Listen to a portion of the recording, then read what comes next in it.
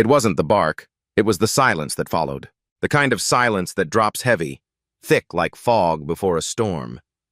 And for Logan Reed, a single dad just trying to get through another Wednesday morning with his 2-year-old daughter and a mug of reheated coffee, that silence would change everything. His retired canine partner, Ranger, a 92-pound German shepherd with scars across his muzzle and the loyalty of 10 men, stood perfectly still in the kitchen doorway. No tail wag, no head tilt, just frozen. His ears stiff, eyes locked, breath barely moving. Logan noticed it the moment he turned from the sink. Ranger never froze like that unless something was terribly wrong. At the breakfast table, little Ellie was kicking her socked feet against her booster chair, laughing with a plastic spoon in her hand. The morning light poured in through the kitchen window, highlighting the golden curls falling in messy bunches over her forehead. She was halfway through a bowl of oatmeal, banana cinnamon, her favorite. Across from her stood Dana, their full-time nanny for the past 6 months. Early 30s, Midwestern sweet, soft-spoken, always on time. She wore her usual pale pink hoodie and blue jeans, her back to Ranger as she coaxed another spoonful toward Ellie's mouth. "Come on, honey," Dana cooed. "Just one more bite for the princess." Ranger erupted. Not with a growl, not with a bark, with a full-blown primal lunge. The sound of nails on tile shot through the kitchen. Logan didn't have time to yell before Ranger clamped down on Dana's forearm, sending the spoon clattering across the counter. Ellie screamed. Dana shrieked in shock, stumbling backward as Ranger held her arm tight but didn't shake or tear. Just firm, unmoving, controlled. "Ranger, out!" Logan's voice cracked with the kind of command only war veterans use. "Out, now!" Ranger released. Dana crumpled to the floor, clutching her arm. Blood seeped through her sleeve. Ellie cried louder. For a moment, everything was still again, except for the thudding of Logan's heart and the high-pitched wail of a frightened child. He rushed to Ellie first, scooping her out of the chair. She clung to his hoodie, tears soaking into the fabric. Then he turned to Ranger, who had backed up near the pantry. The dog wasn't snarling, wasn't pacing. He was just staring at the spoon on the floor. "What the hell just happened?" Logan breathed. Dana's voice trembled. "Your dog attacked me! He went crazy! I didn't do anything, I swear!" The bowl of oatmeal sat untouched on the table. But Logan's eyes followed the arc of the fallen spoon, and noticed something odd. A strange pinkish smear, not the color of banana or cinnamon. He didn't say anything, he just stared at it. Outside, a neighbor had already called 911.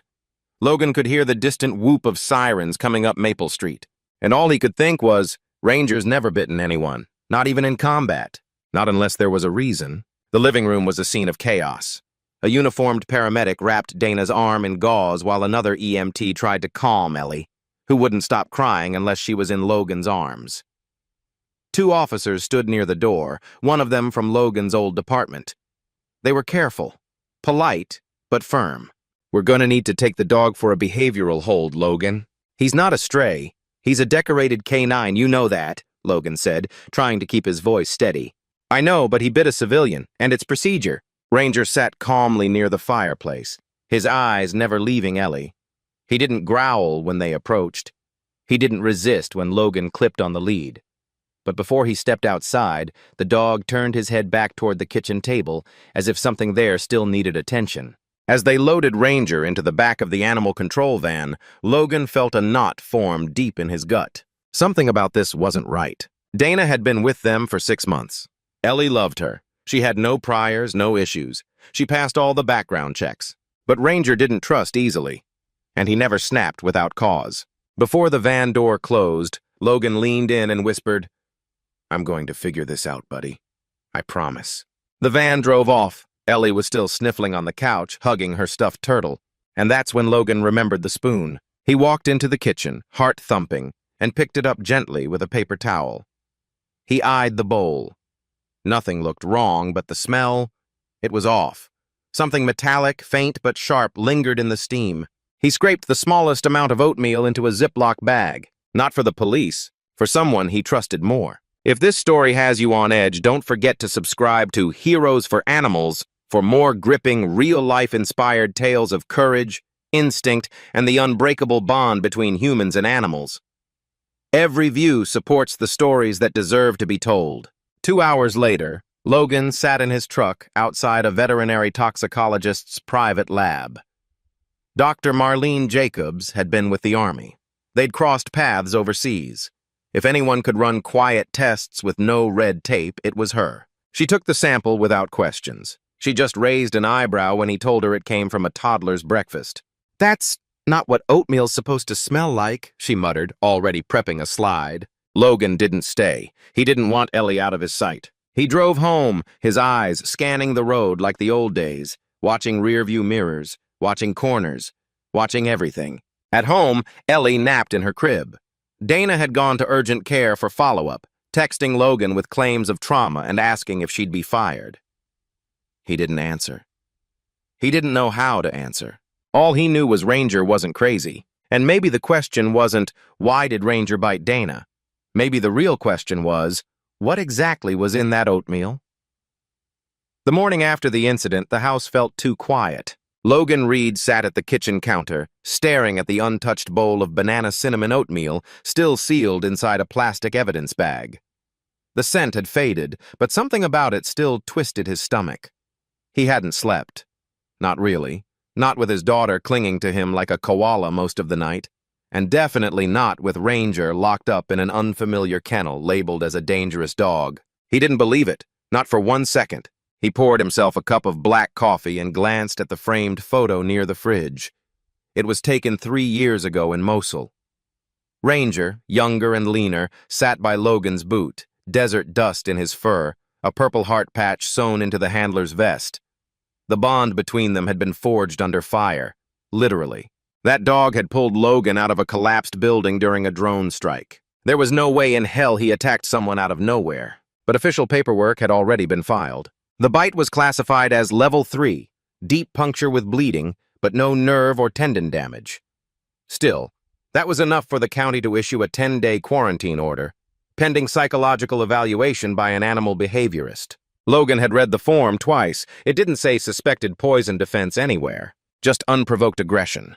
That phrase dug under his skin. Later that morning, Logan stood outside the county animal shelter on Ridgeway Drive.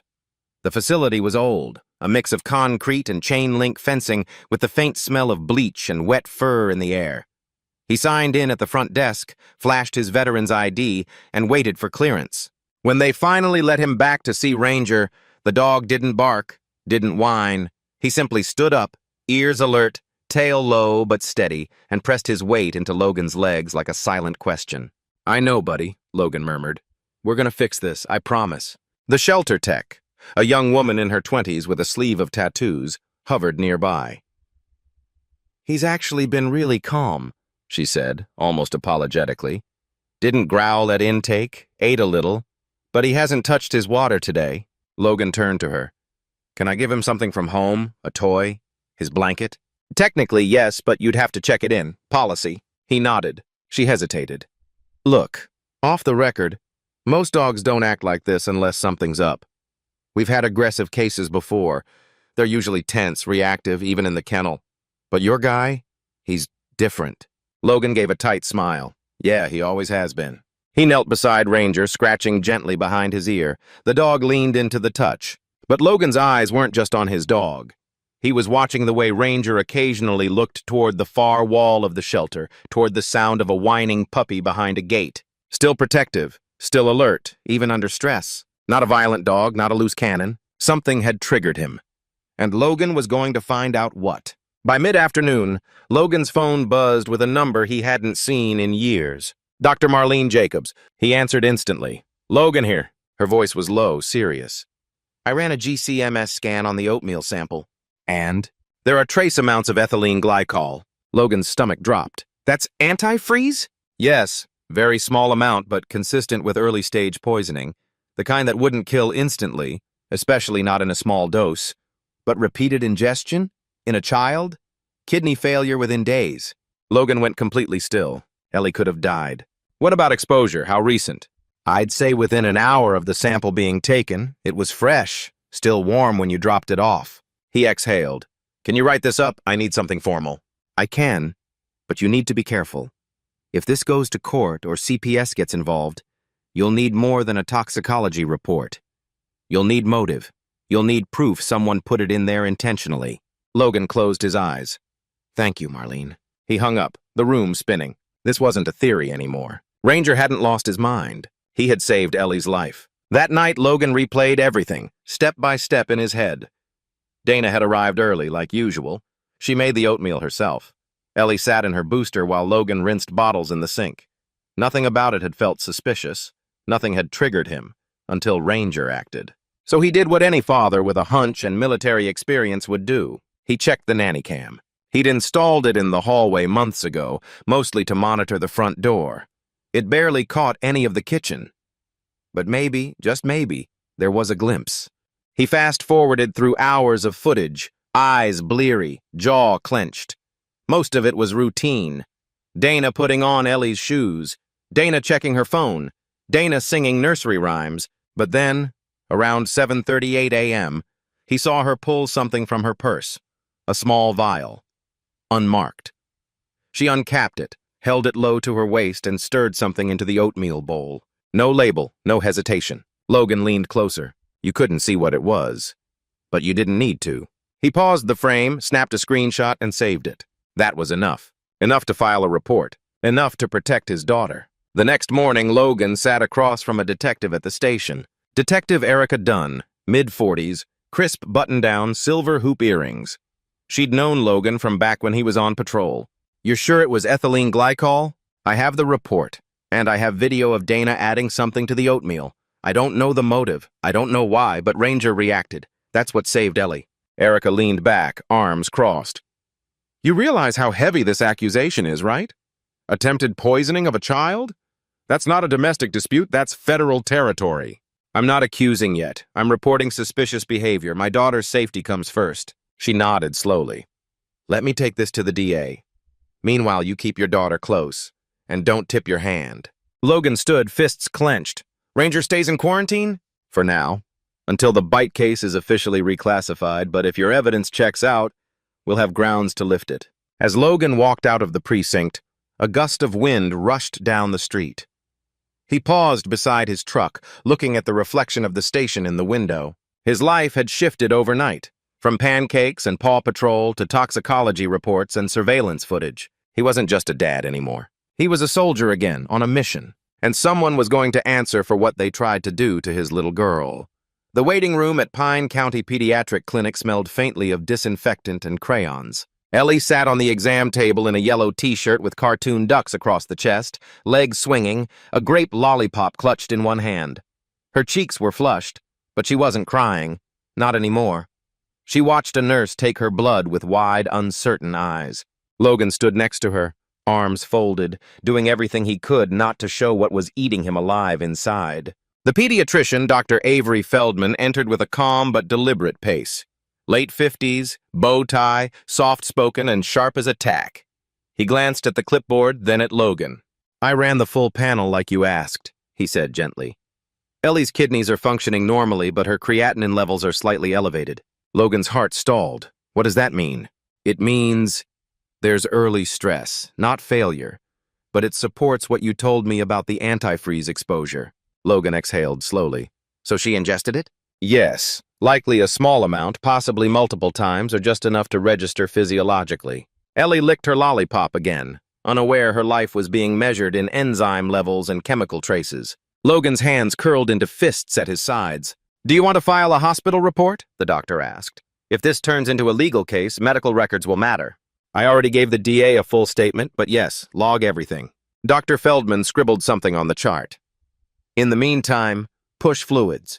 We'll retest her labs in 48 hours. And if she spikes a fever, you call me. Any hour, any day. Logan nodded. Thank you, Doc, for taking this seriously. Feldman didn't smile. A child this young doesn't get accidental antifreeze in her system. This is serious by default. That afternoon, Logan pulled into a quiet side street near the edge of town and parked outside a small veterinary rehab center tucked between a yoga studio and a dog groomer. The place was modest, but clean. White siding, a narrow front porch, and a hand-painted sign that read, Kindred Spirit, Animal Wellness, Behavioral Evaluation and Rehabilitation. Inside, Ranger sat on a thick foam mat with a slow-blinking tabby cat curled near his flank. He didn't seem anxious. just watchful. Logan watched through the glass as a woman in her 40s crouched nearby, tossing bits of dried liver in a circle around the dog. "Approach, pause, release," she said gently. Ranger didn't move. The woman stood and walked toward the door. "You must be Logan Reed," she said as she shook his hand. "I am. You're the evaluator?" Melinda Kane, behaviorist, 20 years. Formerly worked with military handlers at Fort Benning. Now I specialize in trauma cases and, she glanced at Ranger, misunderstood heroes. Logan allowed himself the first real smile he'd had in days. They sat in a small consultation room while Melinda flipped through a report. Ranger is alert, responsive to verbal commands, and non-reactive to unfamiliar people, even after the incident. No compulsive tendencies, no prey drive beyond standard patrol dog training. Honestly, I see no evidence of aggression. Logan leaned forward. So the bite was what, protective instinct? Melinda tapped the file. Exactly. He was guarding a vulnerable individual, your daughter. Based on your timeline and the target of the bite, it was a controlled response. No mauling, no secondary attack. Just a warning with teeth. Logan rubbed his hands over his face. I needed to hear that. The county's got him marked as unpredictable. They're wrong, and I'll testify under oath. He looked through the viewing window again. Ranger was now lying down beside a child-sized stuffed bear. He's not unpredictable, Logan said quietly. He's the most reliable soul I know. Back home, Logan checked the mailbox and found an envelope with no return address. Inside was a single sheet of paper. Typed, no handwriting, just a message. He's not wrong. Looked inside her purse. She was never supposed to stay this long. Logan stared at the note, heart pounding. It had to be about Dana. He made sure Ellie was asleep in her toddler bed, then went into the hall closet and pulled out a small storage bin. After Dana was transported to urgent care, she'd left in a hurry, her pink hoodie on the hook, her purse shoved under the umbrella stand. He hadn't touched it, not until now. The bag was normal-looking, faux leather, overstuffed like most mom-style purses. Inside, receipts from Target, half a granola bar, gum, an expired Metro bus card from Chicago, and a prescription bottle. It wasn't hers. Name, Madeline Carter. Drug, fluoxetine. Prescribed 2 years ago. Instructions, 1 daily. For anxiety and depressive episodes. Pharmacy, Northside Women's Correctional Facility. Logan froze. He looked at the name again. Carter, not Dana. He reached into the bottom of the bag again and pulled out a folded sheet of newsprint. It was brittle and creased, an old copy of a story from an Illinois newspaper. The headline read, "Child neglect case ends in sentencing. Mother accused of deliberate underfeeding." The mugshot showed a woman with sunken eyes and matted hair. Not Dana. Madeline. Same cheekbones, same nose. He grabbed his phone and typed the name into the county records database. A minute later, her file loaded. Madeline Carter, 35. Released early on supervised parole after serving 18 months. Current location? Unknown. Dana wasn't Dana. She'd been living under a false identity, and she had a history of child abuse. Logan stood at the kitchen sink, gripping the edge of the counter. He felt like the air had been knocked out of him. This woman had been feeding his daughter, living in his home, taking Ellie to the park, bathing her. And all this time, she was hiding who she really was. He called Detective Erica Dunn immediately. "We have a bigger problem," he said. "The woman in my house wasn't Dana Blake. Her name is Madeline Carter." There was a long pause on the other end. "Are you certain?" she asked. "I have her pill bottle and a newspaper article from her purse. I'm sending you pictures now." "This changes everything," she said. "If she used a false identity while working with a minor, it's a felony. If she has a prior for child endangerment and is now tied to a possible poisoning attempt, the DA's going to come down hard." Logan's voice was flat. "Good. Where is she now?" "I don't know. She said she was staying with a cousin for recovery, but that could be a lie." "We'll issue a bolo immediately. Logan, don't go looking for her yourself." He didn't respond. He just stared down the hallway toward his daughter's room. The weight of guilt settled like concrete in his chest. He had let someone into their lives, someone dangerous. And it took Ranger to notice what he couldn't. The next morning, Logan visited Ranger again. Melinda greeted him at the front. "We got the behavioral report submitted to the county. With your tox results and the evidence you've provided, they're moving to clear Ranger." Logan knelt beside the dog and whispered, "We're almost there, buddy. You were right all along." Ranger licked his knuckles and nudged his face gently. And for the first time in days, Logan felt a small flicker of hope. He would protect Ellie. He would clear Ranger's name. And he would make damn sure the world knew that the so-called dangerous dog wasn't the threat at all. But the woman who tried to smile while poisoning his child, she was still out there. 2 days after discovering the truth about Dana, Logan found himself pacing the carpet in front of Ellie's crib. It was just after 2 a.m.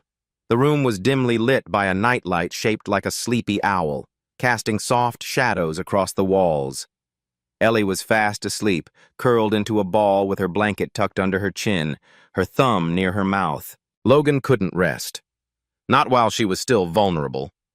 Not while Madeline Carter, the woman who'd fed his daughter poisoned oatmeal and lied about her entire identity, was still out there. Every creak in the house made him tense. He held Ranger's canine vest in one hand, the one with the faded American flag patch and "Retired, Do Not Pet" stitched across the chest. It still smelled faintly of cedarwood and dog fur, and it reminded him of one unshakable truth. Ranger hadn't failed. He had. By mid-morning, Detective Erica Dunn called with an update. She didn't show up at her cousin's. She used a fake name on the urgent care intake forms. Her phone's off. No credit card activity. Logan's jaw clenched. So she vanished. We've issued a bolo across 3 states and flagged her alias at all major hospitals. Someone's going to see her. It's only a matter of time. What about the DA? Logan asked. Any movement? He's reviewing your nanny cam footage. With the lab results and her criminal record, he's preparing a case. Attempted poisoning of a minor, identity fraud, violation of parole terms. She was on supervised release. How the hell did she pass a background check? Private agency out of Kansas. The name change slipped through because it wasn't registered at the federal level. She legally changed her name in Arkansas 2 months after release and moved west. She's not the first to game the system. Logan stared out the window. So she could have been anywhere, with any kid. And this time she picked yours, Erica said. Her voice dropped.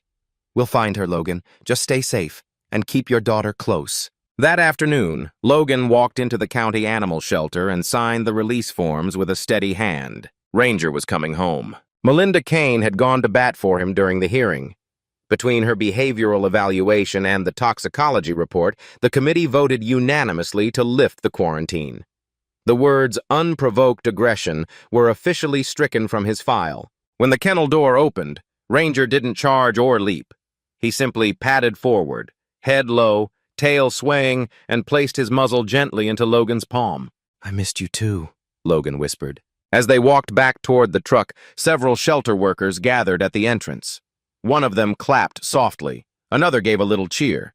Even the receptionist, who'd once called Ranger scary big, smiled and handed Logan a dog treat. Glad he's going home, she said. He's not like the others. He knew something. We all saw it. Logan buckled Ranger into the back seat and looked at him in the rearview mirror. Time to finish this. Back at home, Logan had a plan. He called his buddy Marcus Hughes, a forensic IT guy who used to work cybercrimes in Atlanta before opening his own consulting firm. Marcus owed him more than a few favors. I need to trace a digital footprint, Logan said over the phone. Her real name is Madeline Carter. She's got to be using burner phones, but maybe she slipped up. Wi-Fi pings, login patterns, anything. Send me everything you've got. Address history, old aliases, any social handles, photos. Logan compiled it into a secure folder and sent it over within the hour. Marcus's response came just before dinner. Got something. Logan opened the email and saw a map marked with GPS pings near the state line, about 40 miles east. Small motels, gas stations, a roadside diner. All logged in the last 36 hours under a prepaid internet plan tied to an alias, M. Blake. She was still close. Too close. That night, Logan sat in the living room with Ranger curled up beside him, Ellie asleep upstairs. He stared at a manila folder labeled Carter Case, full of everything he'd gathered. The nanny cam screenshots, the toxicology report, the prescription bottle, the newspaper clipping. It wasn't enough just to hand it to police. He wanted her found. He wanted answers. Why Ellie? Why now? And how many other families had she lied to? He opened his laptop and pulled up the original arrest report from Madeline's 2017 case in Illinois. Pages of details. Malnutrition. Neglect. A child taken into state custody. A judge's note that Madeline exhibited narcissistic tendencies and detachment from consequence. But one sentence chilled him. Subject displayed no emotional distress regarding child's removal. Expressed belief that the child was the problem and would be better off with others. That same cold smile she used when feeding Ellie. Logan shut the laptop with a click. The worst monsters didn't hide in shadows. They blended into normalcy, into story time and bubble baths and nursery rhymes. The next day, Detective Dunn called again. She was spotted last night at a gas station near Willow Creek. Paid cash, but the clerk recognized her photo. She bought protein bars and baby wipes. No kid with her. Logan's blood ran cold. She's preparing for something. Isolation. Hiding out. We've deployed local units. Her face is all over the highway alerts now. If I find her first, you call us, Erica said flatly. You do not approach. She's unstable. And if she feels cornered, Logan didn't answer. Because deep down, he knew he would approach. He had to. Later that evening, Ellie spiked a low-grade fever. Not serious. Just enough to make her clingy and lethargic. Logan called Dr. Feldman. Could it be from the exposure? He asked, holding Ellie as she dozed on his shoulder. Possibly, Feldman said. Her labs showed early renal stress. Push fluids, keep her cool, bring her in first thing tomorrow if she worsens. Logan held his daughter tighter. He couldn't lose her. He wouldn't. Ranger stood at the hallway entrance, watching silently, ears forward. The dog hadn't taken his eyes off Ellie since he'd come home, refusing to eat until she'd smiled at him. Sleeping outside her door, shadowing her every step. That dog knew more than any human ever would, and Logan would trust him with everything. Around midnight, Logan was jolted awake by Ranger's growl. A low, chest-deep sound, controlled, focused. He grabbed his pistol from the drawer and crept toward the back door. Ranger stayed low, pacing beside him. Logan peered out the kitchen window and froze. A shadow moved beyond the fence line. A woman, blonde, hooded, heading toward the shed. Logan's pulse slammed through his ears. He tapped a quick text to Detective Dunn. She's here, at my house, alone. Seconds later, he crept out the side door, Ranger tight at his side. They rounded the back corner silently. Madeline stood near the shed door, flashlight in hand, something clutched to her chest. A bottle? A cloth? Logan didn't wait to find out. Freeze! He shouted. Hands where I can see them! She spun, eyes wild, skin pale under the porch light. It's not what you think. Ranger launched forward with a snap. Not to bite, but to block. He stood between her and Logan, baring teeth just enough to freeze her in place. Madeline's voice trembled. I wasn't trying to hurt her. I was trying to help. I came back to explain. Shut up, Logan growled. You poisoned my kid and lied your way into my home. I didn't mean to. Ranger let out a sharp bark, silencing her. The sound of tires crunching gravel broke the standoff. Red and blue lights spilled over the lawn as two cruisers pulled up. Detective Dunn stepped out with her hand on her holster. Step away from the shed, Madeline. Now! Madeline dropped the bottle and raised her hands. Within seconds, she was cuffed and read her rights. Logan stood in the glow of the squad car, breathing hard, every muscle in his body on fire. Ranger sat beside him, calm now, gaze steady. And for the first time in days, Logan whispered the words that had been caught in his throat. You saved her life, boy. You really did. By sunrise, the air in Logan's house finally felt breathable again. Madeline Carter was in custody. Ellie was safe in her crib. And Ranger, the one accused of being dangerous, now lay stretched out in front of the fireplace, snoring like a freight train after days of duty. Logan sat on the edge of the couch, rubbing the ache behind his eyes. His adrenaline had finally crashed. But sleep wouldn't come. Not yet. His phone buzzed every few minutes. Text updates from Erica, confirmation that Madeline had been booked, requests from local reporters sniffing around the story. He ignored them all. Instead, he opened the footage, the full file from the nanny cam. He hadn't reviewed everything, just the clip that showed Madeline stirring something into Ellie's oatmeal. But now that she was caught, he wanted to understand the whole timeline, every moment, every clue he'd missed. The footage started 2 weeks ago. Logan watched her walk in each morning like clockwork. Pink hoodie, purse slung across her shoulder, coffee in hand. She sang nursery rhymes, bounced Ellie on her hip, folded laundry, made snacks. At a glance, she looked like the perfect caregiver. But something always felt off. In one clip, she stared out the window for over 10 minutes while Ellie played with blocks behind her. In another, she whispered to herself while washing dishes, not singing, whispering. And then there was the moment, 4 days before the attack, when she reached into her purse and carefully opened a small white envelope. She tapped the contents into a measuring spoon and stirred it into Ellie's juice. Logan's stomach turned. He'd been right there in the kitchen, answering an email, feet away, and he hadn't seen a thing. She was good at hiding in plain sight. But Ranger had seen everything. Later that morning, Logan met with Detective Erica Dunn at the station. "Her real name's all over the system now," she said, sliding a folder across the table. "We're pulling her full psychological history. There's a record from Illinois, post-conviction therapy. 3 court-mandated sessions, then she stopped showing up." Logan skimmed the document. Words like attachment disorder, paranoia, and resentment toward maternal roles jumped off the page. "She hated mothers," Logan muttered. Erica nodded. Or maybe she hated the idea of what she thought a mother should be. People like her don't need a clear reason, they just need proximity to a victim. What was she doing in our town? She answered a job post through a third-party domestic staffing agency in Kansas. Background check came back clean under the name Dana Blake. But she changed her ID in Arkansas after release. New social, new driver's license, even a new resume. She forged 2 reference letters. Logan leaned back in his chair, jaw clenched. So she was planning this. Erica didn't answer right away. Instead, she pulled out a second file.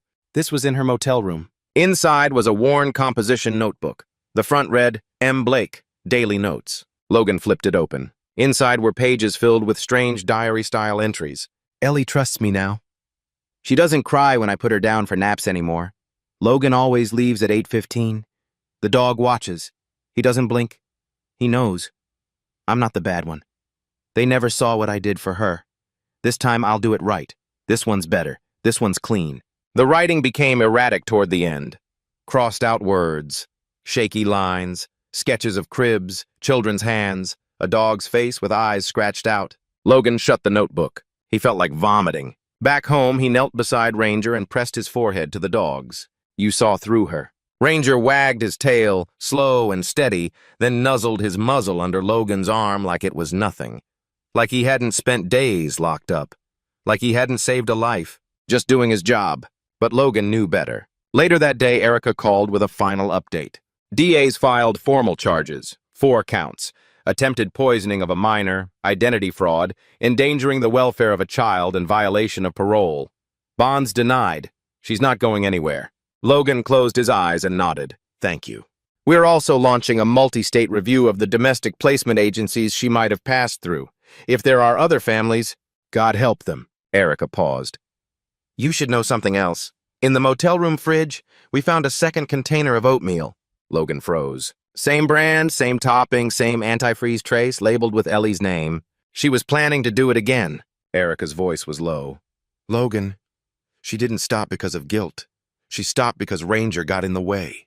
The next day, the local paper printed the story. Retired K-9 hero exposes poisoning plot against toddler. The article included a photo of Ranger sitting alert in front of the county shelter just before his release. The story hit every local news station by sundown. Logan's phone blew up with calls from neighbors, former colleagues, strangers across the country. Some just wanted to say thank you. Others offered to donate to Ranger's care. A local elementary school asked if he and Ranger would visit to talk about safety and animal heroes. A local vet offered a free health plan for life. A bakery sent over a basket of dog treats. And for once, Logan didn't feel like the world was tilting sideways. For once, things felt safe. That weekend, Logan took Ellie and Ranger to a small park by the river. It was a breezy Saturday afternoon. Children played on the swings. Parents chatted over picnic blankets. The smell of grilled hot dogs drifted in from a nearby food truck. Ellie ran through the grass with her stuffed turtle in one hand, and Ranger trotting beside her like a furry shadow. Logan sat on the bench and just watched. Watched his daughter laugh. Watched the dog who never stopped protecting her. A woman approached him from the side, early 30s, her own little boy in tow. Are you Logan Reed? She asked. I am. I just wanted to say, I saw your story. What you and that dog did, what he did. That's real courage. Logan smiled. He's the real hero. The woman looked at Ranger. He saved her life. Yeah, Logan said, voice thick. And probably mine too. As they walked back to the truck, Logan caught Ellie whispering something to Ranger. Good boy, I love you. Ranger licked her hand, and Logan knew no matter what darkness they'd walked through, they'd come out stronger on the other side. Together. 2 weeks later, the house on Sycamore Street felt like a different place. The tension had lifted. The air smelled like cinnamon muffins and baby lotion again. Ellie was giggling more, sleeping better. Logan had started drinking coffee from his mug instead of carrying it from room to room half full, forgotten. Even the creak in the hallway floorboards didn't startle him anymore. But the biggest shift was this. He trusted peace again. And he owed it all to a dog most people would have labeled dangerous, unpredictable, even disposable. Instead, Ranger had proven he was something more, something irreplaceable. It was a warm Wednesday morning when Logan got the call from the district attorney's office. Madeline Carter entered a guilty plea, the DA said. All counts, no trial. Logan was stunned. Why? She read the behaviorist's testimony, the toxicology results, the footage, your statement, the fact that a dog saw through her when nobody else did. I think she realized she couldn't outrun it this time. What's the sentence? 25 years, no parole for at least 15. Logan didn't speak right away. He wasn't a vengeful man, but justice mattered. And this time the system got it right. He looked down at Ranger, who was lying in the sunbeam near the back door, eyes half closed but alert. She won't ever hurt another kid, Logan said softly. The DA replied, That's thanks to your partner. You should be proud. I am. Later that week, Logan stood in the town square, shoulder to shoulder with local officers, first responders, neighbors, and more than a few curious onlookers. The mayor had called it an informal community thank you event, but it felt more like a hero's welcome. There were booths handing out dog toys and lemonade. Kids wore stickers that said, Canines Save Lives. A local coffee shop even sold a special drink called the Ranger Blend, a dark roast with a hint of cinnamon. Logan stood off to the side with Ranger beside him, the dog wearing a brand new vest with a gold-embroidered patch. Hero, retired canine. Then came the mayor's announcement. For valor, instinct, and unwavering protection of an innocent child, we proudly recognize Ranger as an honorary protector of Pine County. The crowd clapped. Ranger barked once, tail wagging, ears up.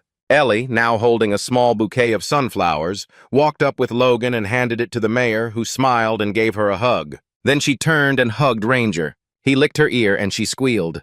The camera shutters went wild. After the ceremony, people came up one by one. Some just wanted to pet Ranger. Others shared stories, how they'd seen signs of abuse before and wished they'd had a Ranger of their own to catch it. One older man, a veteran with deep scars across his forearms, said simply, I worked with dogs in Nam. They saved more lives than we ever gave them credit for. Don't ever let anyone tell you he's just a pet. Logan nodded, voice caught in his throat. I won't. That night, as Ellie slept soundly upstairs, Logan sat on the back porch with Ranger at his feet and a cold beer in his hand. The stars stretched wide above them. The porch light glowed softly against the wood. The breeze carried the scent of honeysuckle and cut grass. He pulled out the notebook Erica had returned to him, Madeline's daily journal. He opened it one last time, reading the words that once chilled him. The dog watches, he doesn't blink, he knows. Logan looked down at Ranger. You knew all along, didn't you? The dog looked up, blinking slowly, and rested his chin on Logan's boot. Not a guard dog, not a weapon, a guardian. Logan smiled. The notebook wouldn't haunt him anymore. It was going in the fire pit tomorrow. Some stories didn't deserve to be preserved. A week later, Logan installed a second nanny cam. Not because he expected danger, but because he never wanted to rely on blind trust again. He also took a part-time role teaching canine response at the local academy, a quiet way to pay it forward. He brought Ranger along, and the recruits hung on every move the big shepherd made. They asked about the case. Logan never gave details, just said, he saved my family. That was enough. In early spring, Logan and Ellie took a short road trip to visit Logan's sister in the mountains. They hiked, fished, and watched fireflies in the evening. Ranger chased squirrels and guarded the cabin door like it was his new mission. On the drive home, Ellie fell asleep in her car seat, holding Ranger's old collar like a stuffed animal. Logan glanced at her in the mirror and felt something tighten in his chest. Not fear, gratitude. Not because the danger was over, but because they had survived it together. Now, months later, the house had new routines. Ellie liked feeding Ranger his breakfast, one scoop at a time. She'd sing her version of the alphabet while doing it, getting stuck somewhere around Q and just looping back to A. Ranger didn't mind.